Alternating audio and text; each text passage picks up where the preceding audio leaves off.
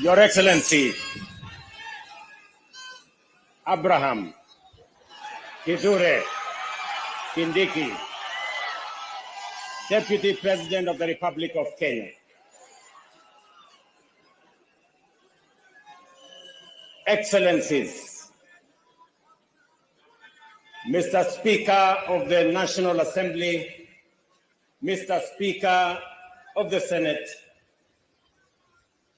our sister, your leadership, the Chief Justice of the Republic of Kenya, members of the judiciary, members of the executive, members of the legislature, fellow Kenyans, hamjambo. Hamjambo tena. Bwana Yesu asifiwe. Assalamu alaikum. Hebu mnisalimie hivyo hewani nione ndugu wa Kenya.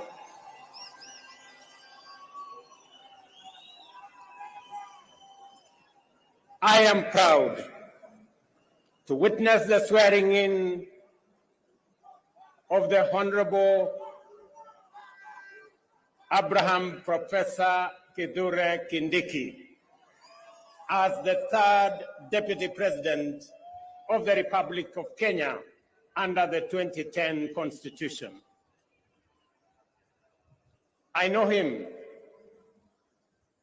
as a dedicated professional whose commitment to excellence has helped us overcome daunting challenges, and as a tireless public servant on the path of national leadership. Abraham is also a patriot whose dedication to cohesion, national unity, and inclusivity is beyond reproach, an effective champion of peace and stability, and across every part of our country, and a loyal steward of our bottom-up economic transformation agenda, whom together with many others, we crafted to take our country to the next level.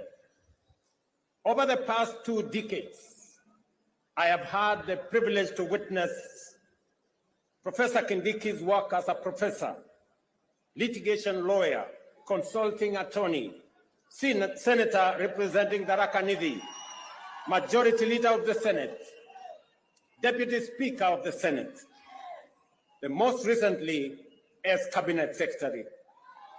I can confirm that in all these roles, he has demonstrated exceptional dedication, high competence, and professionalism, and consistently delivered results beyond expectations.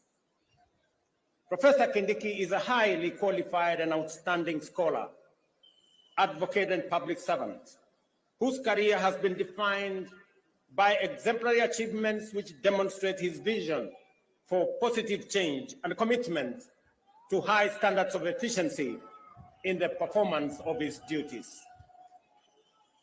At this stage of the implementation cycle of our national transformation agenda, the people of Kenya require a patriotic public servant and a consummate champion of our constitutional dispensation, our broad-based national governance framework, and the bottom-up economic transformation agenda to support the cabinet and the presidency in delivering in full and on time.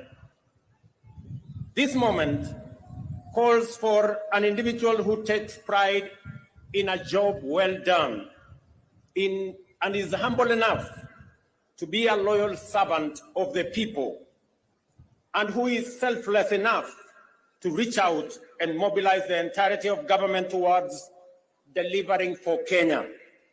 Experienced enough to understand the importance of engaging all sectors of our economy to drive transformation, and committed enough to serve professionally with loyalty and, most importantly, with integrity. I am delighted to affirm that our coalition, and indeed our nation, is blessed with many professionals who meet all these criteria. Among them, Abraham Kithure Kindiki stands out for his exceptional qualifications, extensive experience, and wide-ranging accomplishments. I am honored that he is available. He has told me he is ready, and I know he is willing to serve as my deputy. Professor, my young brother, let me call you Abraham K. or Abra K. Welcome to the service of this great nation, Kenya.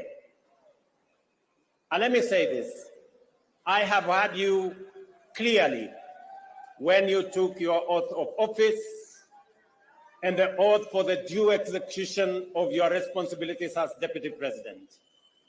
You have said two fundamental things in your oath.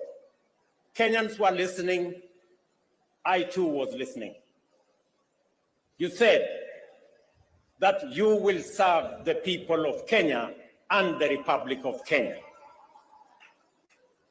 Abrake, please serve the people of Kenya and the Republic of Kenya.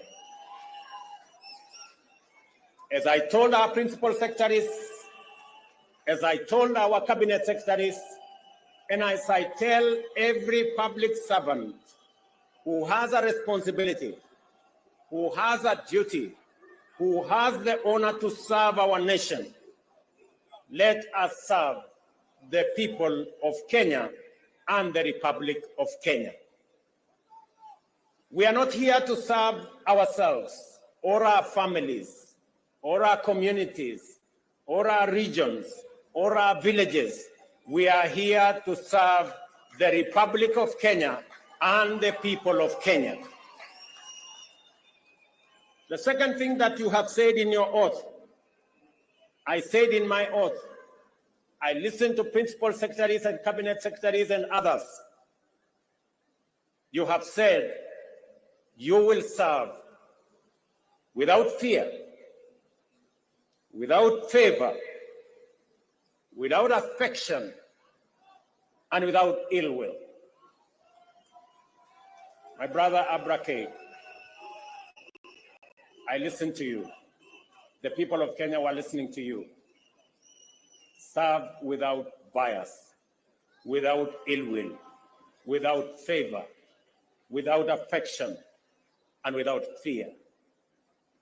So that together, the people of Kenya can know that their public servants, all of us, elected, appointed in different categories, shall know that we have one nation, one country, one people, and we are called upon by the Constitution of Kenya to serve them without bias, without fear, without favor.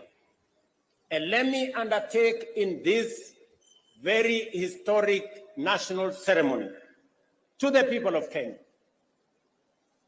And I say this as MCAs listen to me, as members of parliament listen to me, as members of the executive listen to me, those in the judiciary and those in the executive, that the people of Kenya, it doesn't matter, those who live near our oceans, near our lakes, in our mountains, in our valleys, in our arid and semi-arid areas, they are one people, one great nation called Kenya. And I want to commit, pledge, and undertake that we will serve the people of Kenya equally, and no part of Kenya, no community in Kenya, no section of Kenya, no region of Kenya shall be left behind. We are going to work together. I say this to our representatives. Every MCA knows that they were never voted by all the people in their ward. Every member of parliament knows the same, that they were never voted by all the people in their constituency. And so does my friends governors. They know that not everybody in their county voted for them, but they also know that they must serve all the people, whether they voted for them or did not vote for them. Professor, you and me have the honor to serve the people of Kenya. And as I have said before, we will serve the people of Kenya equally, those who voted for us and those who did not vote for us. The government of Kenya equally belongs to all the people of the Republic of Kenya. Let me also say the following, because this is a very important occasion. To underwrite that our judiciary works, that our legislature works, and we will make sure that our executive works and serves the people of Kenya. I know that we've gone through a journey, but in this journey, we have affirmed to both ourselves as the people of Kenya, to our friends, and to the international community, we have affirmed that Kenya is a constitutional democracy founded on the firm foundation of the rule of law. We believe in freedom, and we believe in making sure that no Kenyan and none of us is left behind. Today we stand here as a people, united, peaceful, because we are a democracy. We believe in our constitution. We believe in the rule of law, and we are a free people, and we make choices. Let me also say this to all of us who are public servants. It doesn't matter at what level. To all of us, we are reminded on this very historic day that we serve at the pleasure of the people of Kenya, and we serve under the provisions of the law and the Constitution of the Republic of Kenya. And that none of us, irrespective of the office we hold, is greater than what our Constitution says. We must obey, we must submit to the law and to the Constitution, because that is what makes us a nation. Let me say this as I conclude. We have made stride as a nation. Today, our savings as a percentage of our GDP is growing. We have changed and we have transformed our education system. Today, we have more teachers. We just announced another 20,000 teachers. We have a new funding model that is student-based, which we are refining to make sure that no child in Kenya is left behind. My dear Professor Kindiki, I need your voice. I need your intellect to help me and to help members of our cabinet to profile the things we are doing, to speak to the things that we are doing. I have almost become a lonely voice in the executive, especially in the presidency, speaking about our projects, speaking about our programs, elaborating on what we are doing. You are eloquent, my brother. You're intelligent, my brother. I am confident that you will do that which I have missed for the last 2 years. I know you will.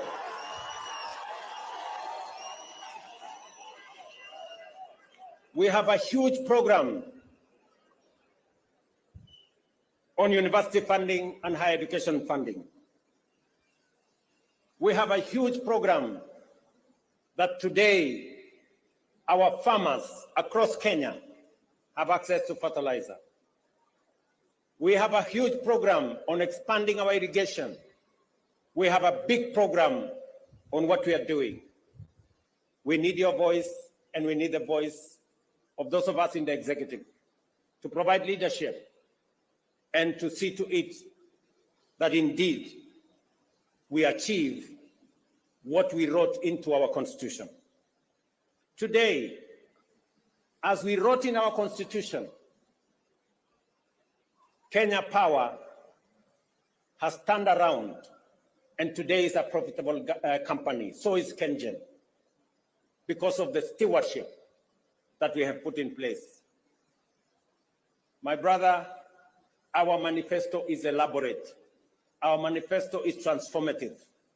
We are implementing it page by page, paragraph by paragraph, chapter by chapter, because we have to transform this great nation, and failure is not an option. We must. We have a big program on rural electrification to connect close to 300,000 homes across Kenya. I need your support to the Ministry of Energy, who are doing a wonderful job in that exercise. We have a big program on markets across Kenya. We have a big program on housing across Kenya. Today, we have 160,000 people working in a housing program. By December, actually next month, we will begin to hand over the first 1,000 houses under our program, under the program that will make ordinary people, Mama Mboga and Boda Boda, pay 3,000 shillings every year and access housing in the Republic of Kenya. My brother, let me tell you, our universal health coverage is underway with a bit of challenge initially, but now we are moving. And I want to tell the people of Kenya, we are going to transform this nation, and we have the team. And Professor, welcome to the team that is going to transform Kenya into a great nation that is going to make every Kenyan proud. Let me conclude by saying we have what it takes to transform the Republic of Kenya. And I am committed to making sure that whatever it takes, whatever decisions that have to be made, we will make them so that our nation can truly be transformed. As I talk to you, 10,000 young people are now engaged in climate works in Nairobi. We intend to take that in the next few months into 40 and 50,000 young people. And I commit to the people of the great city of Nairobi that we are going to clean the Nairobi River, and we are going to transform it into a better, different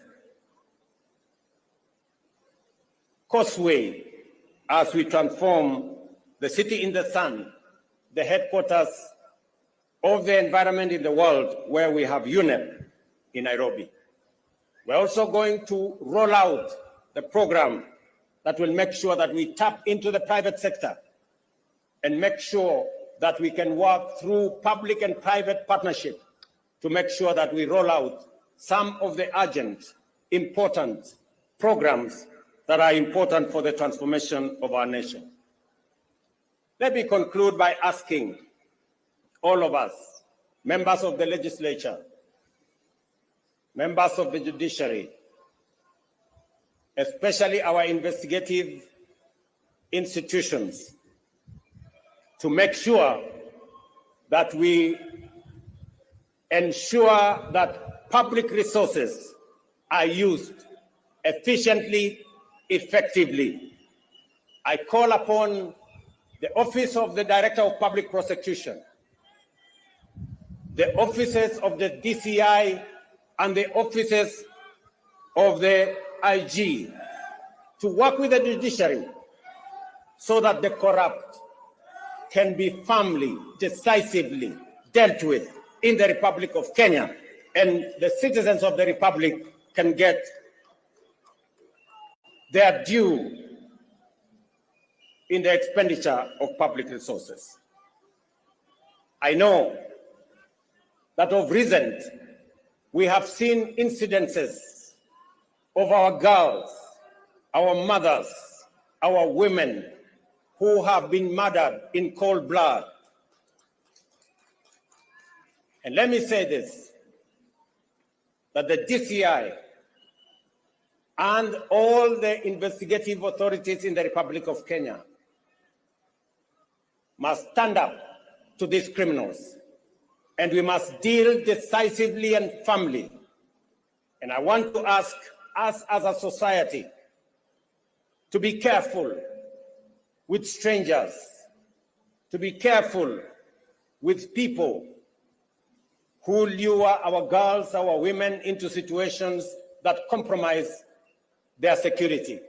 But we must be on the lookout, all of us as a nation. This is yet another moment. This is yet another beginning.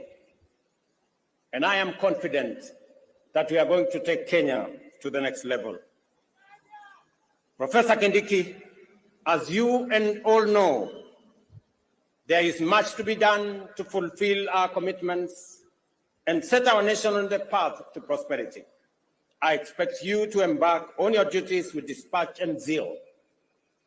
I wish you success as you begin your service in the high office you have assumed today. May God bless you. May God bless your family.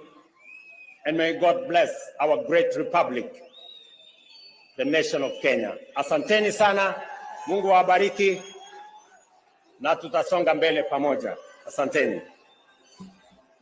Naomba sote sasa tusimame wima kama ishara ya uzalendo wetu. Tumalizie kwa wimbo wa taifa. Wimbo wa taifa.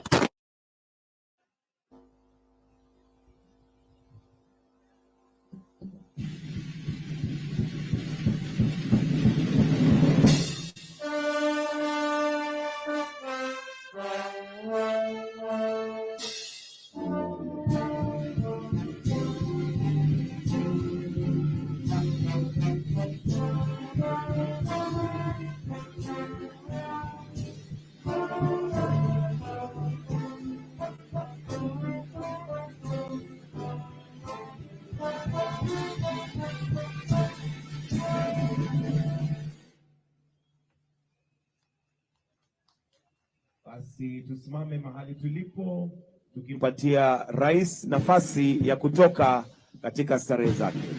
Asanteni sana.